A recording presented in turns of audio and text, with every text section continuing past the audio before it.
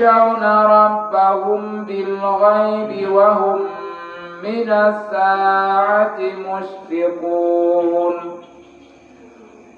وهذا ذكر مبارك أنزلناه أفأنتم له منكرون. شيخنا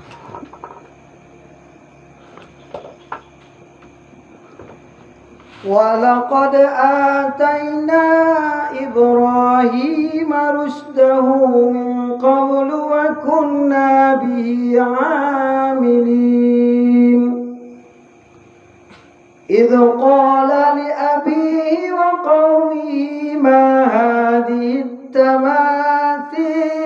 التي أنتم لها عاكفون قالوا وجدنا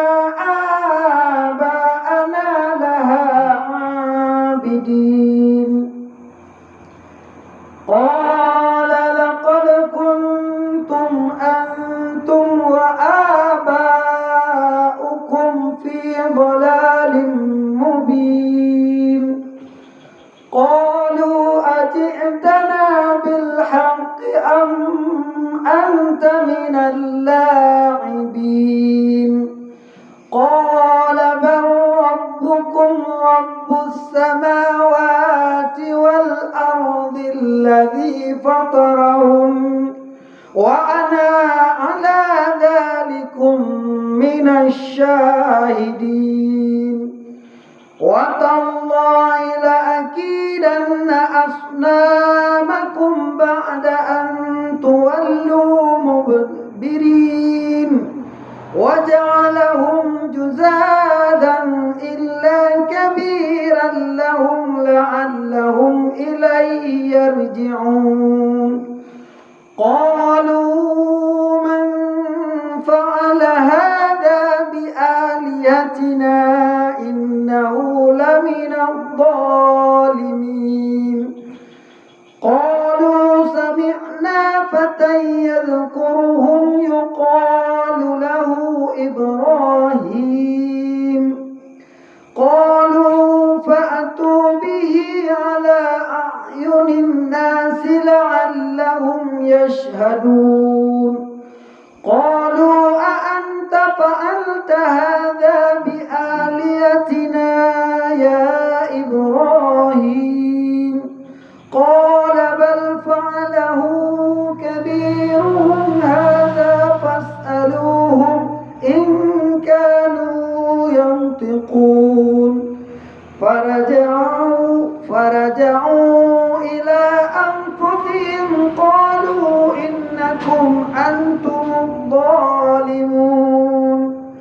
ثم نكسوا على رؤوسهم لقد علمت ما هؤلاء ينطقون قال فتعبدون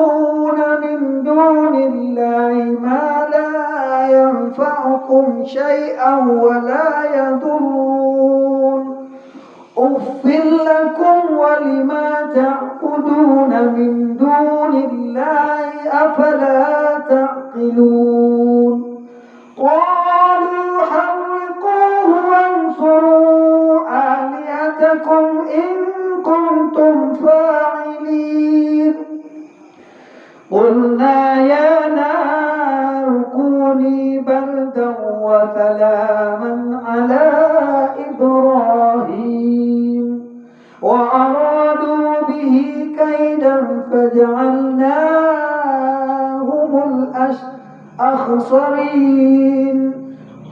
ونجيناه ولوطا إلى الأرض التي باركنا فيها للعالمين ونجيناه ولوطا إلى الأرض التي باركنا فيها للعالمين ووهبنا له إسحاق ويعقوب نافلة وكلا جعلنا صالحين وجعلناهم أئمة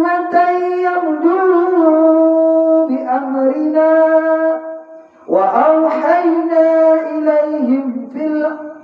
فعل الخيرات وإقام الصلاة وإيتاء الزكاة وكانوا لنا عابدين ولوطا آتيناه حكما وعلما ونجيناه من القرية التي كانت تعمل الخبائث إنهم كانوا قوم سوء